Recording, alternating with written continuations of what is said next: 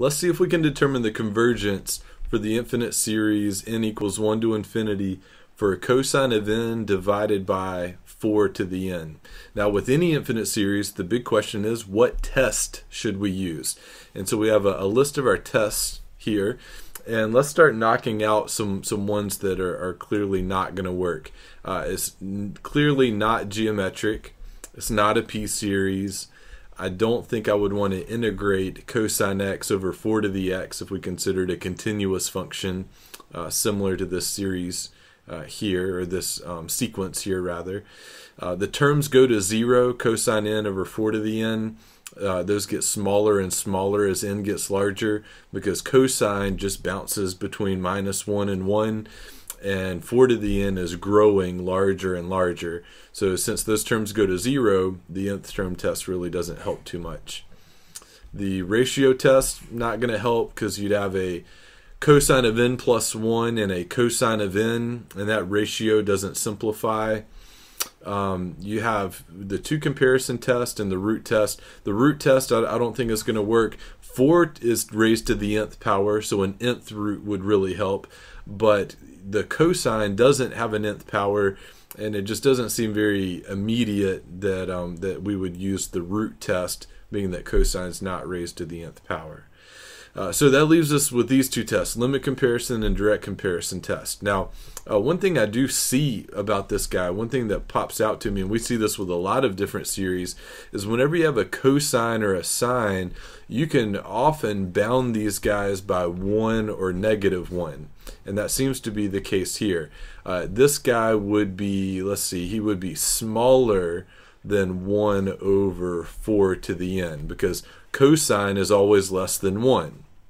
And so it's very natural to bound this guy with an inequality, which would indicate that it's the direct comparison test. Now, normally, you've seen I'm not a very big fan of the direct comparison test, but in situations like this where you have to bound sine or cosine by 1 or -1, you're going to want to use the direct comparison test, because the limit comparison test, if you did a limit comparison test with this guy and 1 over 4 to the n, it wouldn't really lead you anywhere. And you can check me on this. You can verify this yourself, but I don't think the limit comparison test is going to work too well for us. Whenever you have these inequalities, it'll be a direct comparison test. All right, but now is this what we want? Is this what we think needs to happen? Is to bound this guy on the high side by 1 over 4 to the n? Well, I think it is, because these terms here, as we said earlier, are getting smaller, and they're getting small very quickly. So I think he converges. So how does the direct comparison test work?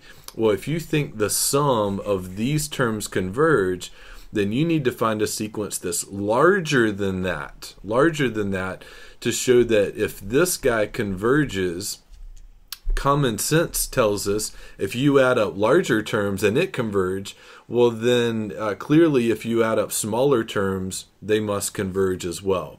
And so I think this is the route we're going to take. So we're going to call this a sub n, right here, this is a sub n, and 1 over 4 to the n will be b sub n. And just as a quick reminder, the direct comparison test says that if you have a sum a sub n, and actually let me stop for a moment. Let's say that a sub n, the sequence terms, are always less than b sub n. Then what this says is that if you add up the terms for a sub n, that'll have to be less than the sum of the terms of b sub n. It's kind of common sense a little bit. And so for us, the larger series is the simpler series. Now let's think about this for a minute. Let me get rid of these a's and b's. Okay, so we're comparing this guy to 1 over 4 to the n, which can be written this way as like 1 to the n over 4 to the n. That's still 1 over 4 to the n. N equals 1 to infinity. This guy clearly converges. Now, why do we know he converges so easily? He converges by the geometric series test. Without going through the details of that test, if you have a times r to the n, This will converge if your r is less than 1, like a fourth, right? So this guy converges, but since this series was larger than this one, right, since 1 over 4 to the n was larger than cosine n over 4 to the n, then this guy converges by the direct comparison test. So even though the direct comparison test isn't my favorite comparison test, sometimes it's necessary to use the direct comparison test, especially when you have sines and cosines in your infinite series.